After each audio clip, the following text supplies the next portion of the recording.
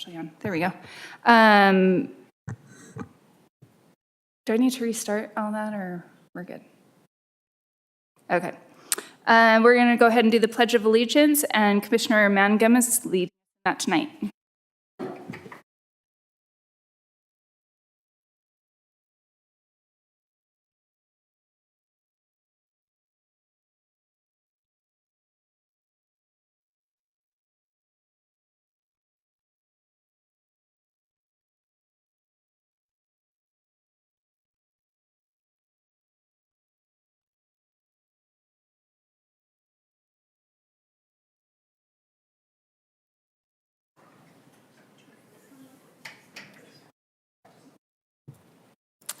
Okay. Roll call, we're missing Commissioner Wilden tonight. He is excused. Everyone else is in attendance. Public input, we'll go ahead and open up for time for public input. It is limited to no more than 15 minutes total. This time has been set aside for the public to express ideas, concerns, and comments for subject matter not listed as public hearing on the agenda. Seeing none, I'll go ahead and close public input. And we will go on to the first public hearing tonight, the Alpine School District High School 7-2 General Plan Land Use Map Amendment from Planned Community and Low Density Residential to Institutional Civic, and a rezone from Planned Community and Agriculture to Industrial Civic with an accompanying concept plan located approximately at the northwest corner of Ensign Drive and Mountain View Corridor. Scott Johnson as applicant and Senior Planner Jellin. Oh. Just to avoid any potential conflict of interest, I'm just going to recuse myself on this item 1, if that's okay. Okay, thank you. We appreciate that.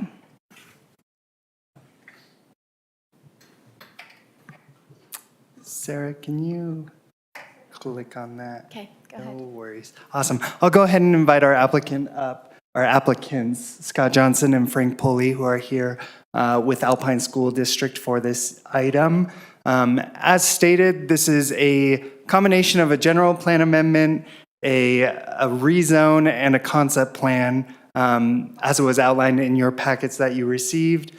I'll go through each of these requests real quick for you guys. The first of which is the General Plan Land Use Amendment. Currently on the property, this is part of the Planned Community and Low Density Residential Land Use Districts. They are requesting the amendment to this to bring the site into the Institutional Civic Land Use Classification Zone. I will mention as well, the 61.61 acre property that was noted in this is Lot 1, which contains just the school site itself. And so the request this evening is to rezone that portion of the property which will contain the school site proper.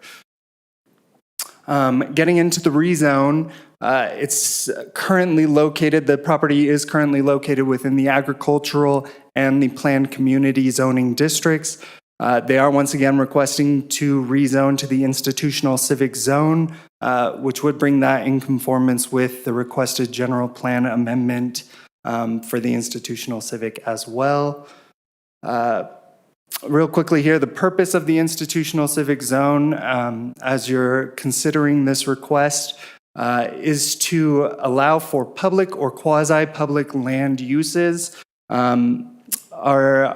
Our zoning, our land ordinance code, land use development code, defines development within this area that it should provide for university or college campuses, as well as traditional schools, libraries, hospitals, public buildings or facilities, and other land uses that provide essential services to the general public, as well as some ancillary commercial uses.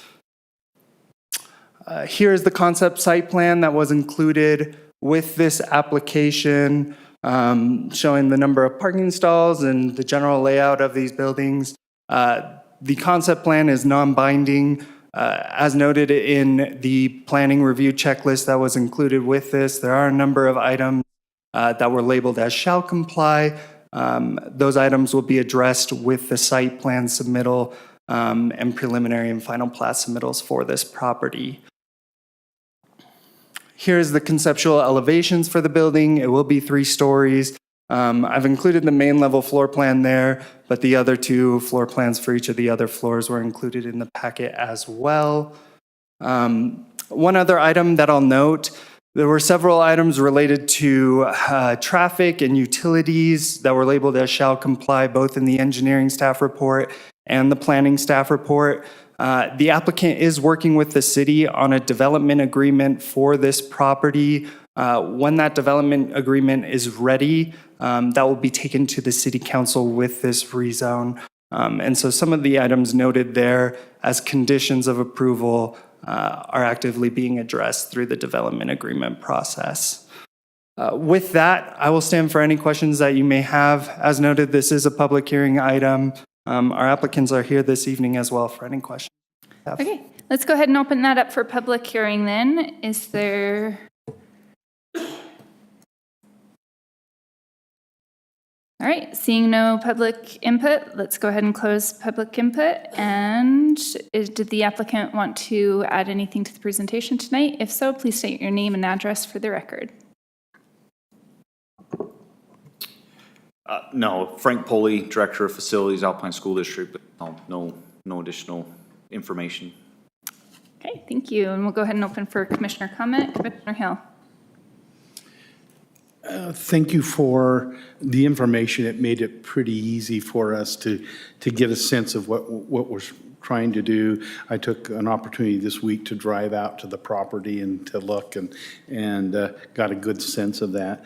I think the first question that I have, David, is for you or Sarah. You know, when we have our plan for the city and we've determined, you know, how much we're going to have in planned community. When we trade out, do we trade out or we just change the plan and put institutional in its place? Where I came from in Oregon, we had to trade things out because we had our general plan. So I'm not as familiar in Utah how we do that, if we trade property out so that we have still the right mix that we initially put in the general plan. We haven't approached it that way here. What we've done is really just bring it to you for discussion, whether or not you think it's appropriate. So it is a legislative decision, and then the criteria in the staff report outline what you look at and consider. However, the high school could have gone within the planned community zone. It's something that would be allowed in that zone. Taking it out actually shortens the process. In the planned community zone, they have to do a community plan and a village plan, and coming out of that zone, then they just get to focus on the high school site. So it reduces their process, and then it puts all the property in one zone. So it could have gone either way. Staying in the planned community zone would focus on, in addition to the high school site, what would be happening around it, and the landowner isn't ready for that at this time. And then this way we can separate the two applications since it's different landowners. Okay, thank you. The other questions I have deal with transportation, and we had that transportation memo, and you had advisors come in and do that for us. If I'm not mistaken, Bonneville Drive is slated to go into Silver Lake Parkway. Is that correct, David? That is what is shown on the city's transportation master plan. And when we do that, that lessens the wait time. It gives another way into the school, so not everything has to go down Mountain View. Is that correct?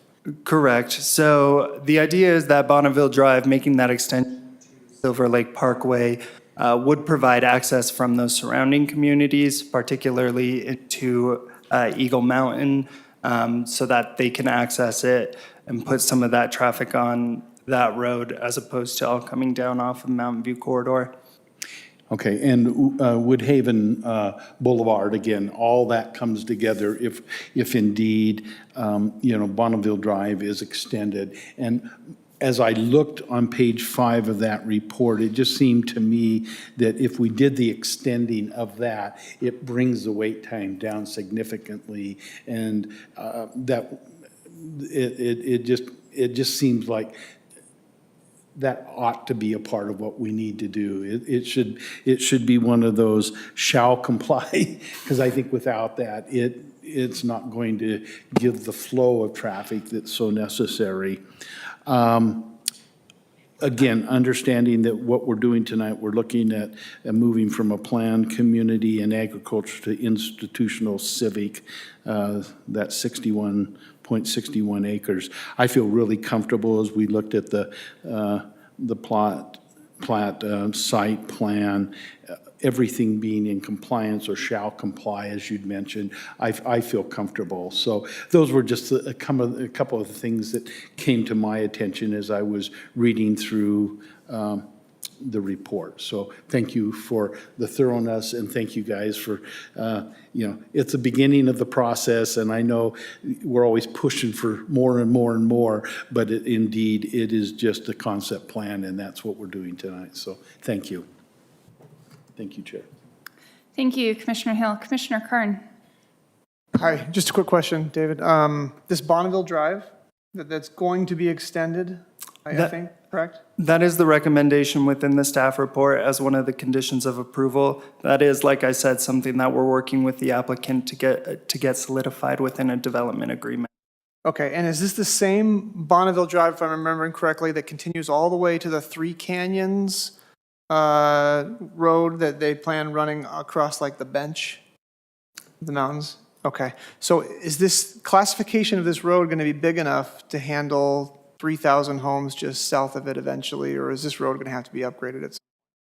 No, it's all been studied by our consulting firm that did the transportation master plan update. So the classification of road that was planned in there addresses the projections. Okay, including that, even if those go through in Three Canyons. Right.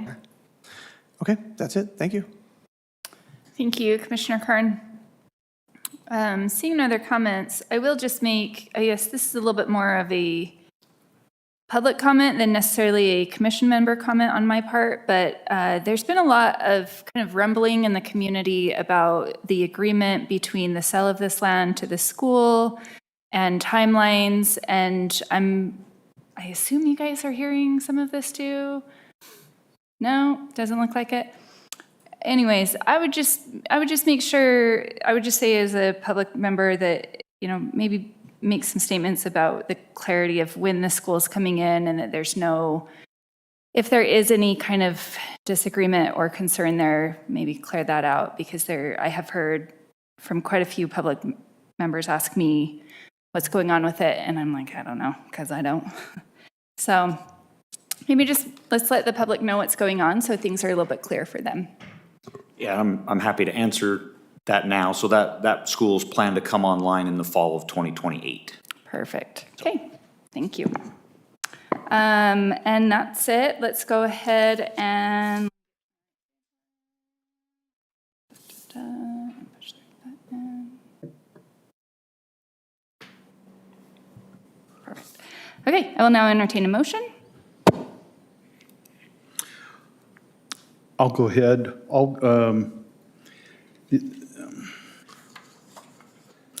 I move that the Planning Commission forward a recommendation for approval of the requested rezone and general plan amendment for the Alpine School District High School 722, located at the northwest corner of Ensign Drive and Mountain View corridor, with the findings and conditions in the staff report. We have a motion from Commissioner Hill. Do we have a second? I'll second. We have a second from Commissioner Magnum. Any questions on the motion? Seeing none, we'll now vote. All in favor say aye. Aye. Aye. Any opposed? That passes unanimously, and we will go ahead and ask Commissioner Miles to rejoin us. Thank you.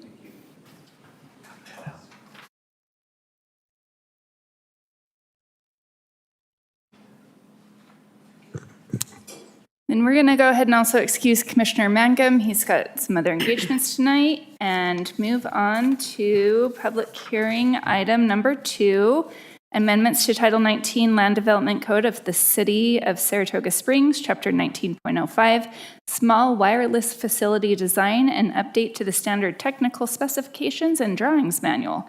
City initiated, Planner 2 Sam Stout and Engineer Ken Knight. Awesome. Good evening to you all. So Ken is here as well, so it's kind of fun to have a tag team with engineering, and he will answer all the questions. I'm just so basically what we're doing here is the information that was originally in 1905 of the Land Code regarding small wireless facilities. So this isn't like normal cell towers, the small ones. We are now moving that information over to the engineering Title 805. So basically in Title 19, we're just explaining that for those that are wanting to apply for a small wireless facility, they'll need to follow Title 805. And then we remove the information that we had and then moving it over to Title 19. So that's basically what planning is doing. And then also we've made, Ken has made some updates to the engineering standards and specs, and he can clarify on more of that. All right. Ken, do we want to have you clarify anything before we open public comment or after? I can just introduce what I've changed. It's updating some details. Currently, there's a small cell detail in our standard drawings that was for a multi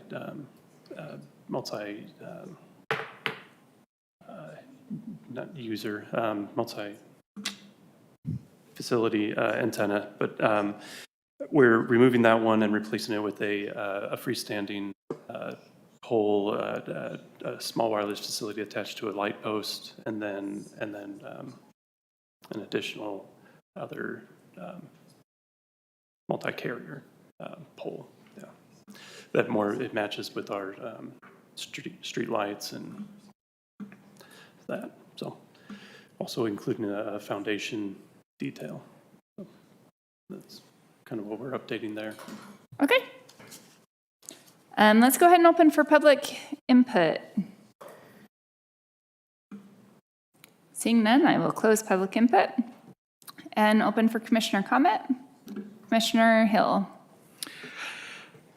Thank you. Again, I think it's very wise that we get specific as we're seeing technology change. If I'm not mistaken, the 5G that everybody talks about, it doesn't really happen unless they can have those small cell sites, which are probably going to be on utility poles or light poles. Is that correct, Kent?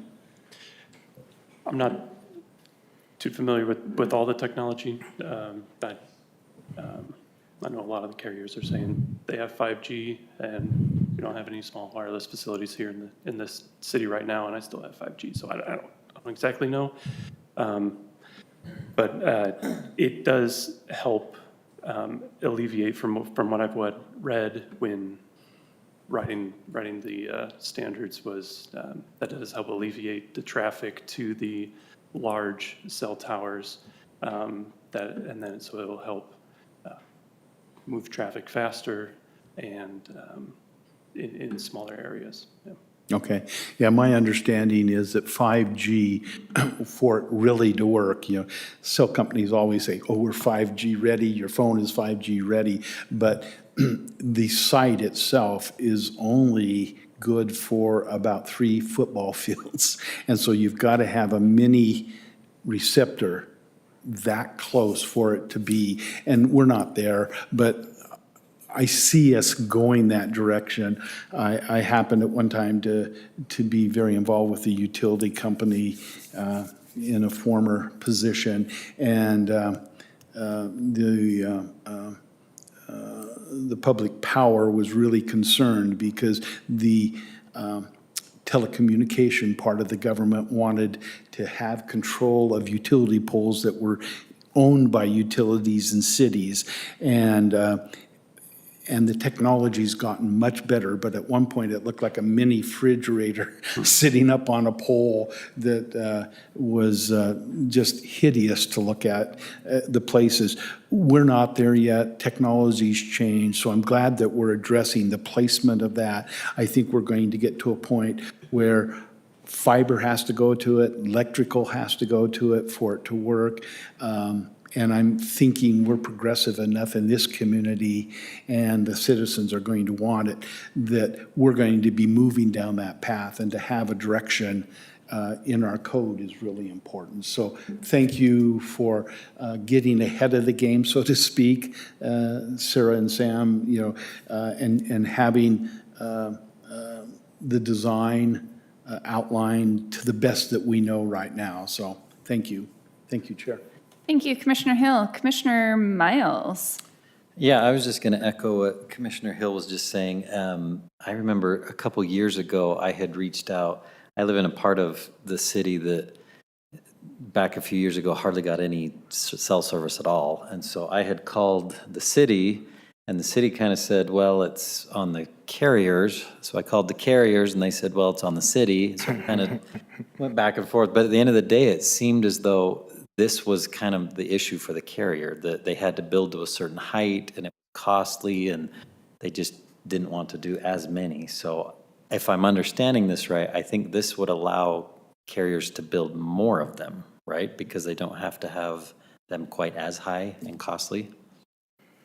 Yes, I totally agree. I am definitely not the expert on the wireless facilities, but I do know that with our bigger ones, definitely more costly, as well as I believe that the design for the smaller are less intrusive. And I think with having a gigantic or a bigger one can cause a lot more questions in the neighborhood. But I feel like this will definitely help. Probably not, the smaller ones won't reach as far, but I think having more of them will definitely really help out with the community. Great, thank you. Hey, any other comment? All right, seeing none, we will go ahead and push the buttons, and I will now entertain a motion. I move that the Planning Commission forward a recommendation for approval of the requested code amendments to Chapter 19.05.03 and updates to the standard technical specifications and drawings with the findings and conditions in the staff report. We have a motion from Commissioner Mann. Do we have a second? I'll second. We have a second from Commissioner Miles. Any questions on the motion? Okay, all in favor, say aye. Aye. Aye. Any opposed? None. And that passes unanimously. And we will move on to item 3.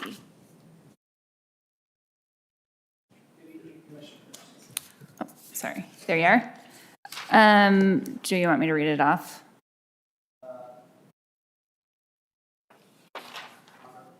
Okay.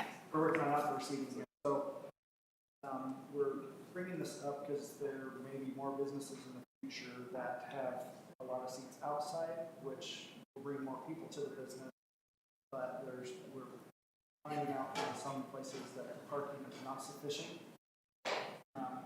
We didn't want to penalize smaller places that are, you'll be there for like 10, 15 minutes. So we put a cap on when we start counting for additional parking. So the definition is outdoor seating means an outdoor area typically directly adjacent to or otherwise under the legal and operational control of a restaurant. This area can include patios, decks, gardens, or any space designated for customers to dine or congregate. It may have a roof or partial walls, but must not be fully enclosed. Any area that's fully enclosed shall be considered a structural addition to the building, not classified as outdoor seating. We put it to where it would be approved in all zones. We want to allow people to put stuff outside. So we put the limit, if you have more than 12 seats, then you add one additional stall for every 4 seats. Any questions? Let's go ahead and open for public input. Seeing none, we'll close public input, and we'll start with Commissioner Karn. You mentioned this is a problem. Where is it a problem? There's one place. Luckily, they're busy at night rather than during the day, so there's parking next to it. where they Nighttime can- restaurant. Nighttime restaurant, yes, there's one place. But there may be future restaurants that add outdoor seating and have more people, more cars, and then it may become more of a problem elsewhere. We're not fully built out, we still have plenty of stuff coming in, so we just want to make sure that it doesn't become more of a problem later. Just my comment is I've heard comments from citizens that they were critical of Saratoga Springs, that we don't have a common area or a common design with outdoor seating that creates kind of a feel. And I'm not aware of anywhere in our requirements where we can specify that places must have outdoor seating to try to, even like in a downtown area. My fear here is that if we do this, then you need more parking. And if you need more parking, that's a negative financial incentive to have outdoor seating. Do you see it that way, or am I just misinterpreting? Well, that's why we tried to strike a happy medium in the language. You can have some without needing any more stalls.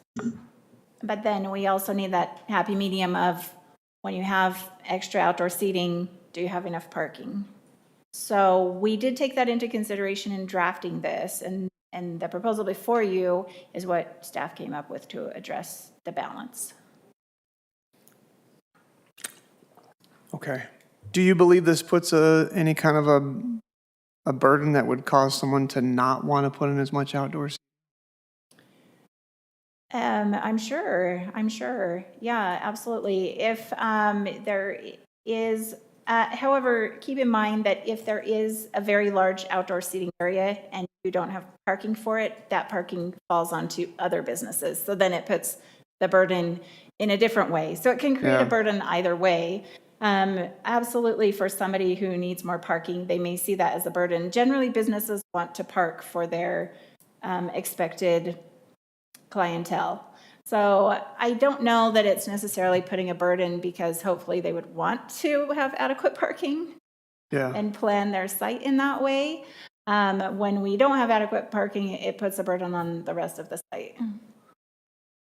Okay, and if I saw that this outdoor seating applied to all of the zones, so if I'm like a business, like an office park, and I want to have an outdoor break area, I've got outdoor seating now, and I need more parking, but it's really the same audience, both using the indoor and the outdoor seating, and there's really not an additional parking load. How does that impact someone who wants to have a warehouse space with outdoor eating area for breaks and things? That's why we tried to put a number allowing them to have like 12 seats, and then above that, then they would have to come up with additional parking spaces. Where for a break, that wasn't one of the things I thought of. But yeah, we were thinking of like smaller little places. You go get your ice cream or whatever, you have a few tables out there, you eat your stuff, you're gone in 10 minutes, rather than other places where you sit there for an hour or two or whatever. Where Like a restaurant with. Exactly. So this applies to restaurants. It doesn't apply to, in the definition, it does say restaurant. So it wouldn't apply to like a break room or something like that, or a break area outside. Oh, okay, I maybe misinterpreted. I thought it was outdoor seating requirements applied to every single zone under 1904-11. That means that they're allowed in all of those zones. So that table means they're allowed, but then the definition that would specify is more specific. So this is just saying, if you have a dining or congregation area, right here, control of a restaurant. So we didn't want it to be like a break area at a warehouse building would have to have parking. So that wasn't the intention with what we were doing. I got it. Here. So under definitions, that clarifies this is only meant for customers who are going to eat there, which is pretty much going to be a restaurant. Right, so we wanted to also address that concern that you brought up. And then this means it's allowed in all those zones. So if you have a restaurant in any of those, we didn't want to leave any of them out just in case, any of them have a restaurant. Okay, that helps. Thank you. Thank you, Commissioner Carn. Commissioner Hill. Again, as I interpreted it, it's not for temporary, but it's for restaurants that are expanding their seating. And within the code, we ask for a certain number of parking for linear feet. And when you're expanding that, going outside, it makes all the sense to me. The question I have is it seasonal? Because in the winter, there's no outside seating. Have we taken that, I'd hate to think, well, I guess how do you address the seasonal piece where during the summer they want to be outside, in the winter they don't? Do they have to provide, the one stall or for every one seat, or for every 4 seats, one stall in the winter? That is a good question. We have seen with some of the places that really do focus on their outdoor area, they do provide heaters and have those open when it's cold. Again, that doesn't apply to everybody, but we don't really have a means to address it seasonally. So it would apply to the highest time of use. Yeah, I've been involved with downtowns that during the summer, the whole downtown, we even closed the street to allow walking to enhance the downtown, but there was all kinds of outdoor seating and parking was a problem. So I like this approach. I just would suggest that we think a little bit about the seasonality, because there may be a few places that have covered and heaters that work, but I'd say the majority probably wouldn't do that. And it might be well just to kind of be able to add one sentence that talks about seasonality, because in the summer, if they expand a little bit, you'd hate them to have parking in the winter when they're not going to be utilizing that at all. Just a thought. And to address some of what you said, when we get into our downtown, we will most likely be writing standards for that are a little different than what you're seeing here. That'll be in a community plan. And they can propose a variety of standards that are different from the rest of Title 19. Yeah, as we went through that downtown plan, we really expect to see in that festival area an ability to have, fresh markets and gathering places. And and we don't know how we're going to handle parking unless we do a structure that we talked a little bit about. But I'd like to see, the ability, as Commissioner Carn said, we want to promote and not put burden on those that are stepping outside of the box to do good things to bring the community in. So thank you, Sarah, for that explanation, and Chair, thank you. Thank you, Commissioner Hill. Commissioner Miles? My questions were answered in that Okay. discussion. Thank you. Yeah, this is some great discussion on this one too. I remember when I first came onto the commission, I think one of my very first comments was about the outdoor, just the ability for residents to use this outdoor space that we have and make our community an actual community. And I see some concern with the downtown area, and I'm glad to hear that the city is also aware of that and working on that. I do think that we could change this wording a little bit. I do think that the seasonality of things does change things, and I do think that adding a heater so that it does become more of a permanent space versus a seasonal space does very much change things. But I also see how the city is kind of in a bind on this too. There's not really a lot we can do with it. So it's a tough one. That's all the comment I have on it too. Don't really know the right thing there. I will go ahead and now entertain a motion.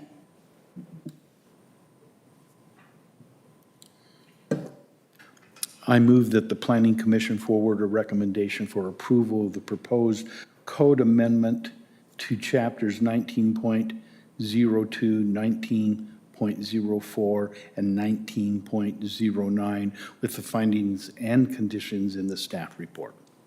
We have a motion from Commissioner Hill. Do we have a second? I'll second. We have a second from Commissioner Mann. Any questions on the motion? Hearing none, we'll go ahead and vote. All in favor, say aye. Aye. No, Any opposed? I'm opposed. Commissioner Kern is opposed.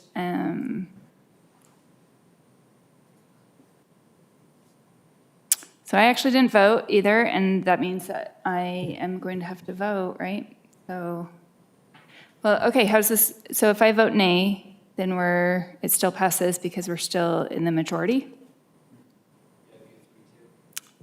Okay, so I'm going to also vote nay on this, and it will still pass, though. I think that we can come up with a little bit better verbiage that really, even if just the verbiage on it really makes the intent that we do want to be a community that's open to gathering. That would be my reason for voting nay. Commissioner Kern, do you want to put a note on your nay vote? Yeah, I just don't want anything that disincentivizes outdoor spaces because I think they add to the community. And I think a business has an incentive already to try to plan correctly. I just don't want anything that would maybe drive the opposite outcome. Okay, thank you. All right.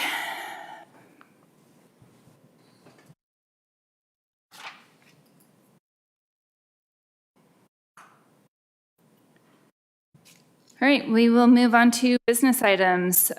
We have the approval of the minutes from the May 29, 2025. Leave that open. Did we have any comments on those minutes? Seeing none, I will now entertain a motion. Sorry, do I need to go back and say that the last one passes or anything kind of official on that? We got it? Okay, good. All right. So on the approval of minutes, I'll entertain a motion.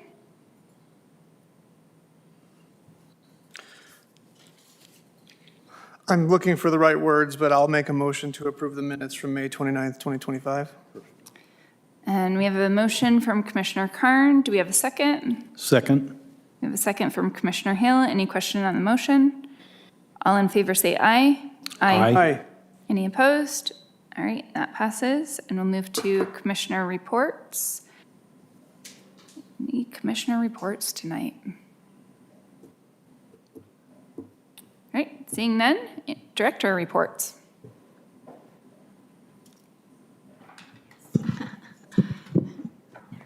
Sorry, I've got to use Wendy's laptop because mine is having some issues, so. No problem. Okay, thanks.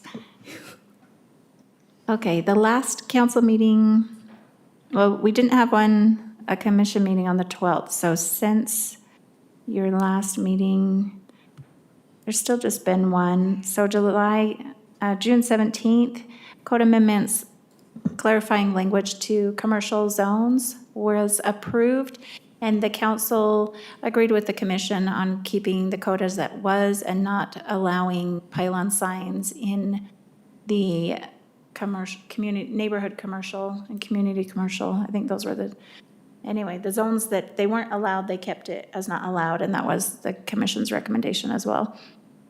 And then the athletic coaching and other uses similar to that, fitness center and athletic training, those code amendments were approved. The city council approved a development agreement for an entry monument at Still Ridge, which is just east of this credit union of the UCCU. And then our next meeting is scheduled for July 10th. And then right now we've got tentatively 3 items that could change. We could get more. And then we are also inviting Jensen, our city manager, to give a broad presentation on transportation as a follow-up to our transportation master plan. There were quite significant questions, and we wanted to have the commission be well-informed. So that would be a great one for everybody to be to if you're able to. You'll have the city manager's full attention and be able to get all the questions you have answered. Anyhow, that's all. Okay, thank you. Oh, Ken had something.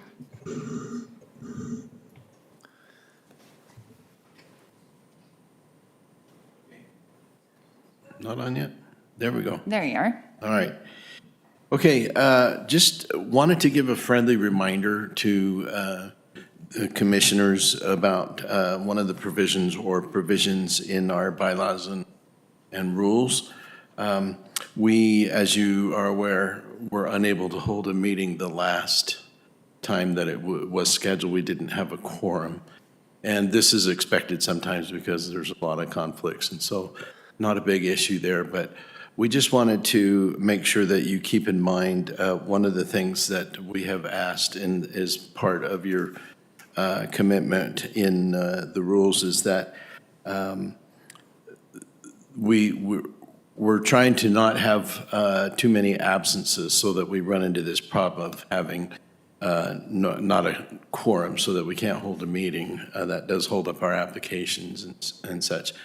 Realizing everybody's got problems, I mean, not problems, but there are conflicts every once in a while. So, but as much as we can, we would like to see commissioners commit again to their time at a meeting whenever possible. One of the provisions in the bylaws says that if a commissioner has a situation where there's 3 or more missed meetings within a 3-month period, that it could go to the city council for possible replacement on the commission.